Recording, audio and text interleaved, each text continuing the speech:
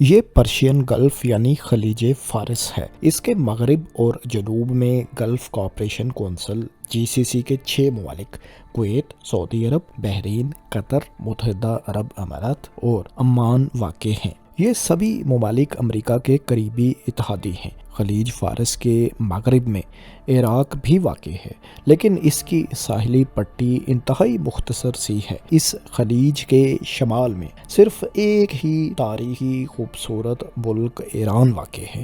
اس کا جغرافیہ ایسا شاندار اور بلیسڈ ہے کہ وہ اس خلیج کی انٹرنس اور ایگزٹ پر مکمل کنٹرول رکھ سکتا ہے، یعنی ایران کو ایک بہت بڑا اسٹریٹجک ایڈوانٹیج یہاں پر حاصل ہے۔ ایران پر حالیہ بلا اشتعال امریکی اور اسرائیلی حملوں کے بعد ایرانی فورسز نے گلف کے انٹرنس اور ایگزٹ پوائنٹ آبنائے ہرمز کو عملی طور پر بند کر رکھا ہے۔ یہاں سے گزرنے کی کوشش کرنے والے آئل ٹینکرز کو مسلسل نشانہ بنایا جا رہا ہے۔ ظاہر ہے ایسی خطرناک صورتحال میں شپنگ کمپنیز اپنے ملینز آف ڈالرز کے بحری جہاز اور عملے کو داؤ پر نہیں لگا سکتی۔ جنگی صورتحال کے باعث انشورنس کمپنیز نے بھی اس خطے کے لیے اپنی کوریج معطل کر دی ہے، جس کا مطلب یہ ہے کہ کسی بھی نقصان کی صورت میں شپنگ کمپنی کو کوئی کلیم نہیں ملے گا۔ یہی وجہ ہے کہ یہاں سے گزرنے والی ٹریفک اب تقریباً مکمل طور پر بند ہے۔ اس آبنائے کو دنیا کا انرجی کوریڈور کہا جاتا ہے، جہاں سے گلوبل آئل ٹریڈ کا 20 سے 25% اور LNG کا تقریباً 20% گزرتا ہے۔ اسٹریٹ آف ہارموز جیسے گلوبل انرجی کوریڈور میں تعطل کی وجہ سے عالمی منڈیوں میں تیل کی قیمتیں آسمان سے باتیں کرنے لگی ہیں۔ کروڈ آئل جو جنگ سے ایک روز پہلے $70 فی بیرل سے بھی کم پر دستیاب تھا، اب بڑھ کر $100 فی بیرل تک پہنچ چکا ہے، جس کا براہ راست بوجھ دنیا بھر کے عام لوگوں پر پڑ رہا ہے۔ لیکن دوستو، ایران کی طرف سے اسٹریٹ آف ہارموز میں یہ خطرہ کوئی نیا تو نہیں۔ ماضی میں بھی ایران یہاں پر رکاوٹیں اپنے دشمنوں کے لیے قائم کرتا رہا ہے، لہٰذا کیا اس قدر اہم آبی راستے کا کوئی متبادل بنانے کی کوشش بھی کبھی کی گئی؟ انسان ہمیشہ ہی سے جغرافیائی چیلنجز کے حل کی تلاش میں رہا ہے۔ اس کی بڑی مثالیں بھی ہمارے پاس موجود ہیں۔ ایشیا اور یورپ کے درمیان سمندری تجارت کا فاصلہ مٹانے کے لیے سوئز کینال بنائی گئی۔ بالکل ایسے ہی امریکہ کے ایسٹ اور ویسٹ کوسٹ کو ملانے کے لیے پاناما کینال بنائی گئی تھی۔ تو دوستو، آپ کے لیے شاید یہ ایک نئی خبر ہو کہ آبنائے ہرمز کے متبادل کے طور پر بھی 2 مصنوعی نہروں کی تعمیر پر غور کیا جا چکا ہے۔ یاد رہے کہ ہم یہاں پائپ لائنز کی نہیں بلکہ سمندری نہروں کی بات کر رہے ہیں، جن کے خیالات مختلف ادوار میں پیش کیے جا چکے ہیں۔ آبنائے ہرمز کو بائی پاس کرنے کے لیے جو 2 منصوبے زیر غور آ چکے ہیں، ان میں سے پہلے منصوبے کا نام سلمان کینال ہے۔ اس پروجیکٹ کا آئیڈیا یہ ہے کہ خلیج فارس کو براہ راست بحیرہ عرب سے ایک مصنوعی نہر کے ذریعے ملا دیا جائے، تاکہ آئل ٹینکرز اور شپس کو آبنائے ہرمز میں داخل ہونے کی ضرورت ہی باقی نہ رہے۔ یہ آئیڈیا بنیادی طور پر 2015 میں سامنے آیا تھا، جس کا مقصد سعودی عرب اور بقیہ خطے کی انرجی ایکسپورٹس کو ایران کی جانب سے لاحق کسی بھی قسم کے خدشات سے مستقبل میں مکمل طور پر محفوظ بنانا تھا۔ اس مجوزہ مصنوعی نہر کی کل لمبائی 950 کلومیٹرز ہے۔ کینال کی چوڑائی 150 میٹرز جبکہ گہرائی 25 میٹر تجویز کی گئی تھی۔ اس نہر کا ایک بڑا حصہ تقریباً 630 کلومیٹر سعودی عرب کی سرزمین پر ہوگا، جبکہ بقیہ 320 کلومیٹرز کا راستہ یمن سے گزرتا ہے۔ اس کے ممکنہ سٹارٹنگ پوائنٹس قطر اور بحرین کے درمیانی ریجن سے، یا قطر اور UAE کا درمیانی ریجن، یا ابو ظہبی سے ہو سکتا ہے۔ اگرچہ ابتدائی طور پر اس منصوبے کے مطابق یہ نہر یمن کے ساحل پر ختم ہوگی، لیکن یمن کی غیر مستحکم صورتحال کی وجہ سے اس کا ایک متبادل راستہ عمان کی سرزمین سے بھی تجویز کیا گیا ہے۔ اس میگا منصوبے کی لاگت کا ابتدائی تخمینہ $80 ارب لگایا گیا تھا۔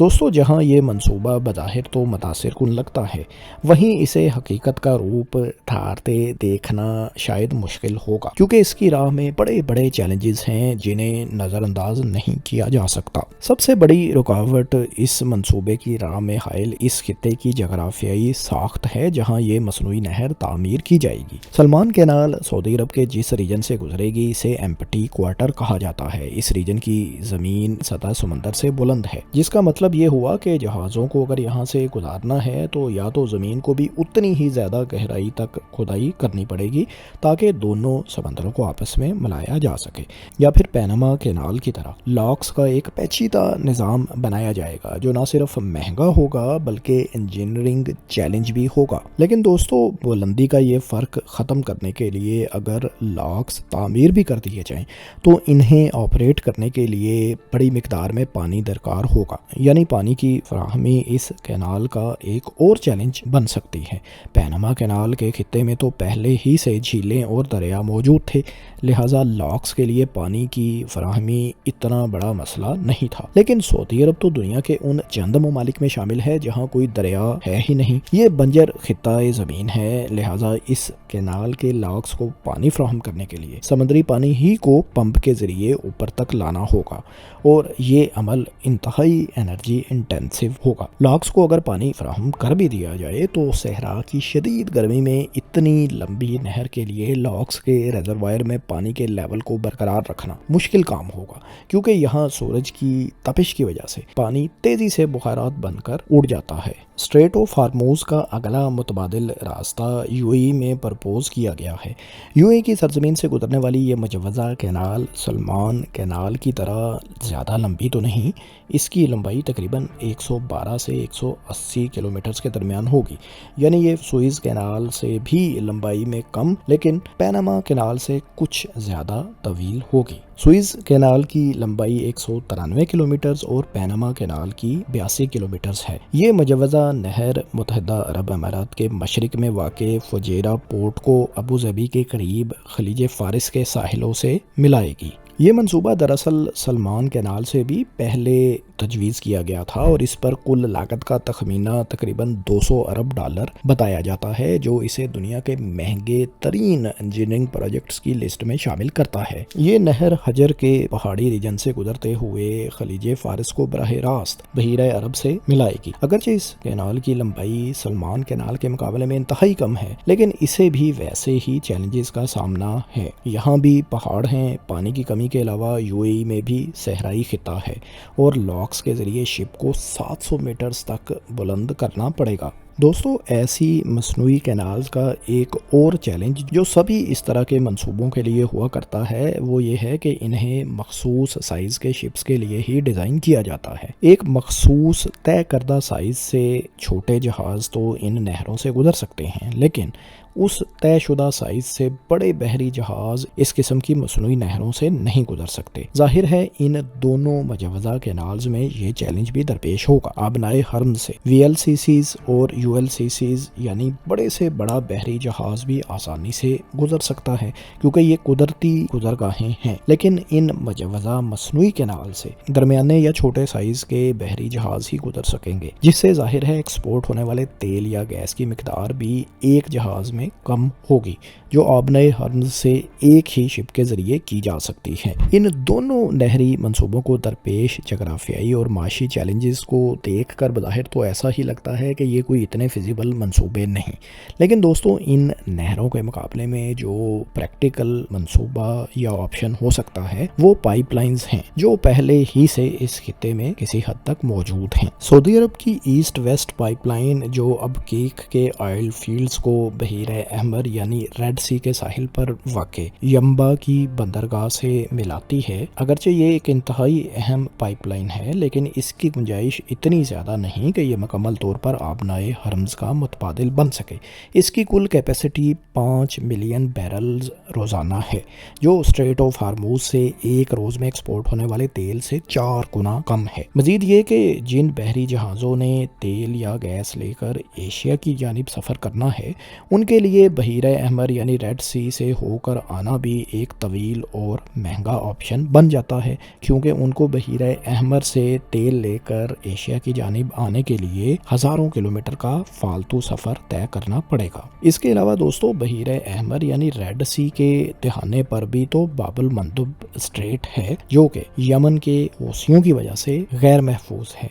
यानी अगर ईरान या इसके इत्तेहादी सप्लाई रोकना चाहें तो वो वहाँ भी इन जहाज़ों को निशाना तो बना सकते हैं। इसी तरह मुत्तहिदा अरब अमारात की हबशान फजेरा पाइपलाइन भी है जो अबू धाबी के ऑयल फील्ड से तेल लेकर बराह रास्त फजेरा की बंदरगाह तक पहुँच जाती है। ये पाइपलाइन अगरचे आबनाए हरम्स को बाईपास कर लेती है लेकिन ये सिर्फ मुत्तहिदा अरब अमारात की अपनी ज़रूरत और पैदावार के एक हिस्से के लिए ही काफ़ी है। इसकी कैपेसिटी सिर्फ 1.8 मिलियन बैरल रोज़ाना है जो किसी भी सूरत ज़ाहिर है स्ट्रेट ऑफ हार्मोज का मुतबादल नहीं हो सकती जहाँ से इससे 10 गुना से भी ज़्यादा तेल रोज़ाना गुजर सकता है। इसके अलावा बहरीन, कतर, कुवैत और इराक जैसे ममालिक पाइपलाइंस अगर बना भी लें तो वो स्ट्रेट ऑफ हार्मोज को बाईपास नहीं कर सकते। जाहिर है जोग्राफिया उनकी राह में रुकावट है। यहाँ सवाल ये पैदा होता है कि मसनूई नहरों पर सैकड़ों अरब डॉलर्स खर्च करने और पाइपलाइंस के महदूद हल तलाश करने से क्या बेहतर ये नहीं कि खित्ते में सियासी इस्तेहकाम लाया जाए और ताल्लुकात को आपस में ये ममालिक बेहतर करें। दोस्तों जिन मसनूई नहरों के बारे में हमने आपको बताया ऐसे मंसूबे बनने में दहाइयाँ लग जाती हैं और फ़र्ज़ करें अगर कभी ये ममालिक इन प्रोजेक्ट्स को मुकम्मल कर भी लें तो क्या ईरान तब भी इन्हें टारगेट नहीं कर सकता? या तामीर के दौरान अगर इन ममालिक के ताल्लुकात ईरान से अच्छे न रहें तो ईरान निशाना तो तब भी बना सकता है। याद रहे कि ऐसी तंग मसनूई नहरों में अगर सिर्फ एक बहरी जहाज़ भी डुबो दिया जाए या किसी हादसे का शिकार हो जाए तो पूरी शिपिंग लाइन हफ्तों या महीनों तक के लिए मफलूज हो जाया करती है। इसकी सबसे बड़ी मिसाल मार्च 2021 में सुएज कैनाल में फंसने वाला बहरी जहाज़ एवर गिवन है जो एक हादसे का शिकार हुआ था लेकिन इसके नतीजे में 6 दिन तक सुएज कैनाल ब्लॉक रही थी और अरबों डॉलर्स का नुकसान दुनिया भर को हुआ था। लिहाजा दोस्तों ईरान के खिलाफ अमेरिका और इसराइल की जारहियत में कमी और खलीजी ममालिक के ईरान के साथ अच्छे ताल्लुकात ही वो वाहिद रास्ता है जिससे ये आलमी तवानाई का कॉरिडोर महफूज रह सकता है। अगर तमाम फ़िरक़ैन होश के नाखुन लें और माकूलियत का रास्ता अपनाएं तो ईरान को कभी भी ये रास्ता बंद करने की ज़रूरत पेश नहीं आएगी। और सबसे अहम बात यह है कि स्ट्रेट ऑफ हॉर्मुज़ से शिपिंग के कोई चार्जेस नहीं हैं लेकिन अगर मसनूई नहरें बनेंगी तो उस मुल्क की मलकियत होंगी जो इन्हें तामीर करेगा और यहाँ से गुजरने वाले बहरी जहाज़ों को भारी मिकदार में ट्रांजिट चार्जेस भी अदा करने पड़ेंगे। दोस्तों आपको क्या लगता है ये मुजव्वज़ा नहरें क्या बन पाएंगी? क्या माशी तौर पर इनका कोई फ़ायदा होगा या ये महज सफ़ेद हाथी ही साबित होंगी या ईरान इनको बनने ही नहीं देगा या खलीजी ममालिक अक्लमंदी का मुजाहरा करते हुए ईरान से अच्छे ताल्लुकात कायम करेंगे और आबनाए हर्म से अपनी तजारत जारी रखेंगे? आपको क्या लगता है? कमेंट्स में अपनी राय से ज़रूर आगाह करें और इस तरह की मालूमाती तहकीकाती वीडियोज़ आइंदा भी देखने के लिए बिग सोचो को सब्सक्राइब ज़रूर कर लें। शुक्रिया।